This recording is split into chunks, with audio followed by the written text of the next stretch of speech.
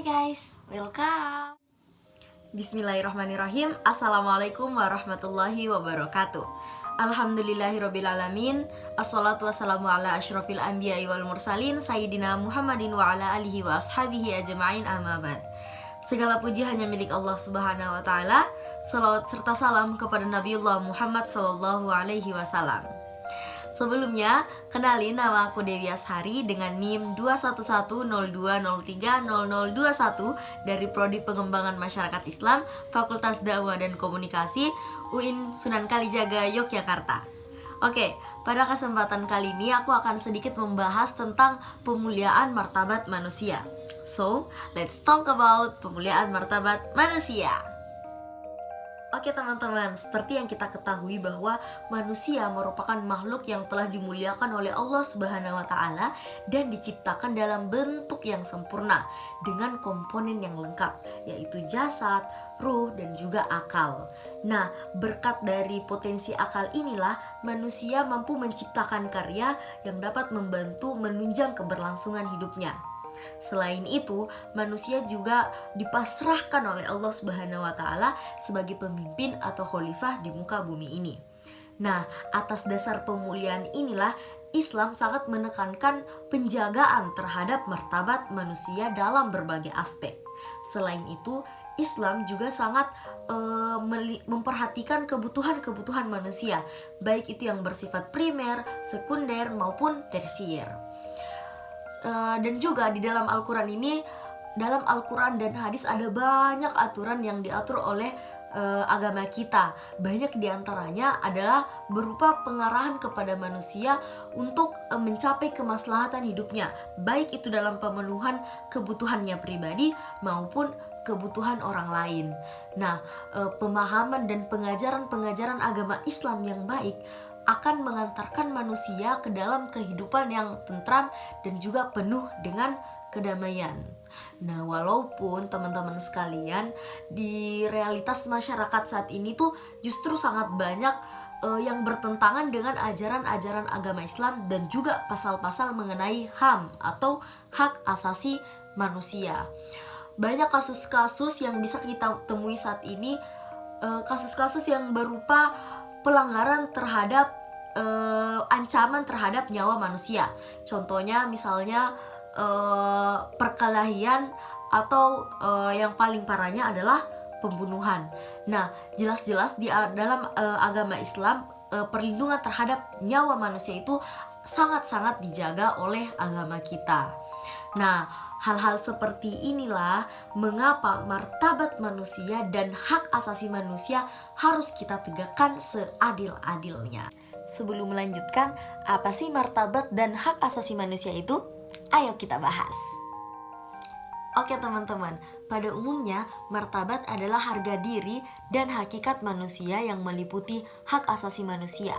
Sedangkan hak asasi manusia itu sendiri adalah hak yang dimiliki setiap individu atau setiap orang sejak kelahirannya tanpa memandang suku, agama, ras, dan juga status sosialnya.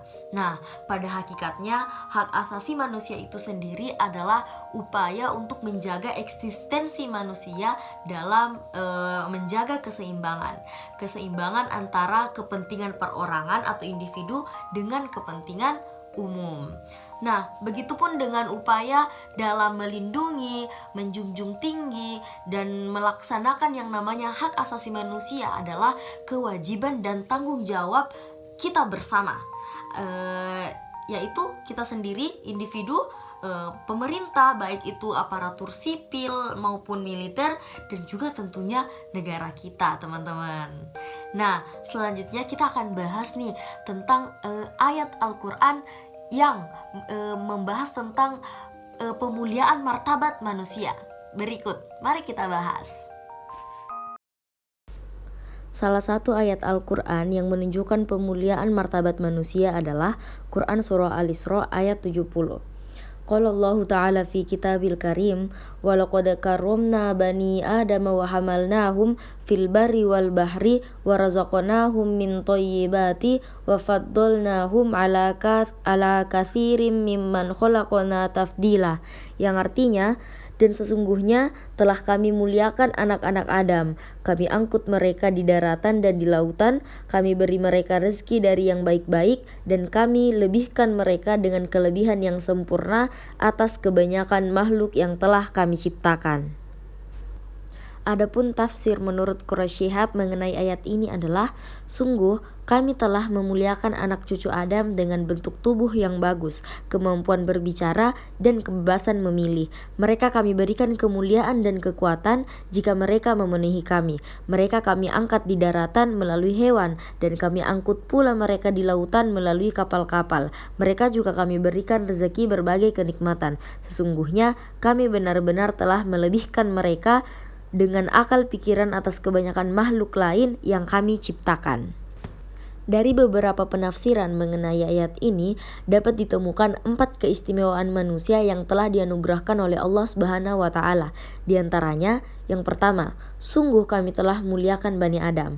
Az-Zamakhsyari dalam tafsir Al-Kasyaf, beliau mengutip riwayat yang mengatakan bahwa Allah memuliakan manusia dengan kemampuan khusus. Kemampuan khusus yang dimaksud di sini ialah kemampuan berpikir. Manusia diberi akal untuk berpikir lebih maju, untuk lebih menggali potensi yang ada, dan dengan akal manusia juga bisa menilai yang mana yang baik dan yang mana yang buruk. Yang kedua, dan telah kami bawa mereka di darat dan di laut.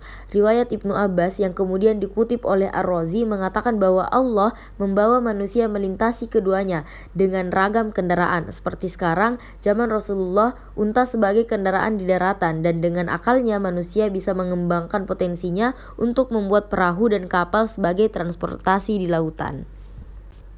Ketiga, dan kami berikan mereka rezeki dari yang baik-baik. Rezeki yang diberikan oleh Allah kepada manusia pun bisa dalam bentuk zahir dan batin seperti pakaian, makanan, ilmu, kesehatan, ketenangan, kekuatan, dan dalam hal ini itu semua merupakan rezeki yang baik dan dari yang baik-baik pula. Dan yang keempat, dan kami istimewakan mereka dari kebanyakan makhluk lain. Menurut Al-Alusi, pada kalimat ini Allah menekankan pada keunggulan manusia untuk melangsungkan kehidupan dengan sarana-sarana kemuliaan tersebut. Adapun hadis Nabi yang menekankan pentingnya menebarkan kasih sayang kepada seluruh umat manusia adalah hadis riwayat Imam Tirmidzi.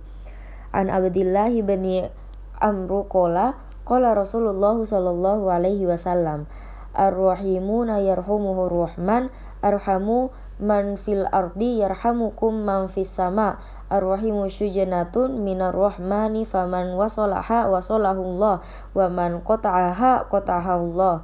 Qala Abu Isa hadza hadis hasan sahih. Yang artinya, Rasulullah Shallallahu alaihi wasallam bersabda, orang-orang yang mengasihi akan dikasihi oleh Ar-Rahman.